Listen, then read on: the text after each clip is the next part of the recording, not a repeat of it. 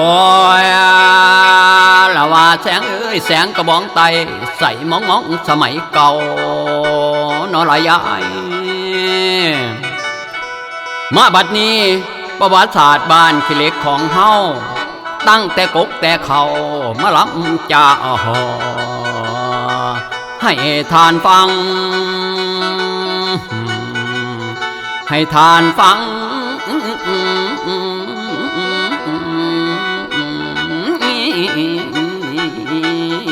นา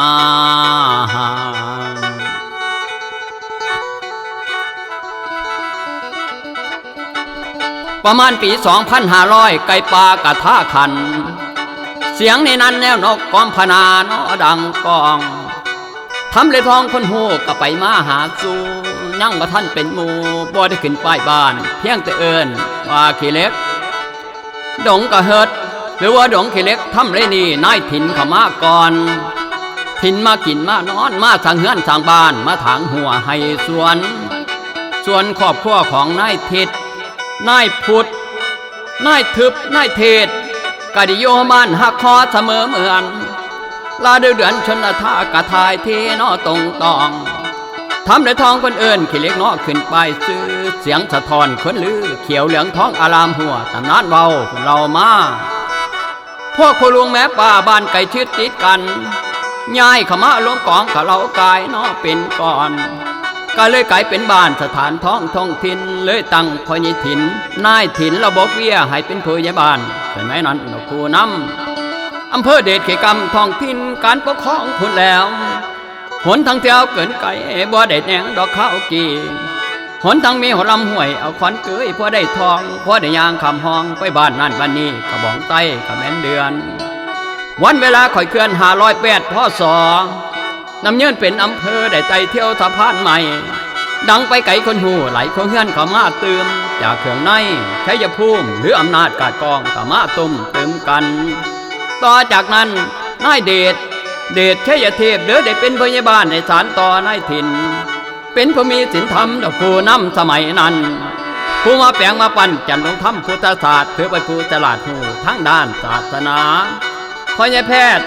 ถือว่าเป็นผู้กล้าฝากไปในกุศลอุทิศดินถวายวัดให้ปูนั่นแปลงสร้างทางสวรรค์คนกล้าศรัทธาบ่ได้เสื่อมสาธุเด้อผู้สร้างให้ผลล้นดังประสงค์อีกส่วนหนึ่งบ่ว่านั้นคงบ่สิ้นอีกส่วนหนึ่งการศึกษาสาธุเด้อศรัทธาให้ชื่อดังเนาะเสียงกองให้อินพรมย่องสาธุชนได้จำชื่อในรินพกาสีนายสุตาอินประสิทธิ์คือผู้อุทิศดินมอบให้หลงเนียนไว้จื้อจำบนกุศลลดดำให้ตกแต่นายลิ้นนายสุตาพูดแล้ว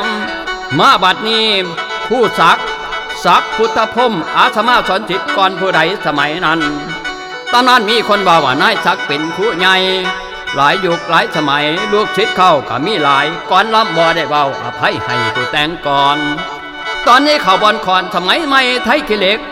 แยกขึ้นเป็นตำบลซื้อกระดังฟังใดเทศบาลอีสานใต้ก็ว่าดังไปไกลเดี๋ยวนี้ขึ้นนำคุณลูกเขมรเมืองอุบลสวยก็มีเล่าก็รวมมิแต่ยิ้มเข้าใส่กันยุติกาบอนบันสังเขปอุณาหรคู่แข่งก่อนเมื่อดีฝากชื่อเสียงเอาไว้เสียงบ่ใสคือแก้วให้เติมเต็มพี่น้องจอยเอาเสียงรำทางยาวเมืองอุบลแบบลองน้อยฟังแล้วให้หินตองเด้อละคำ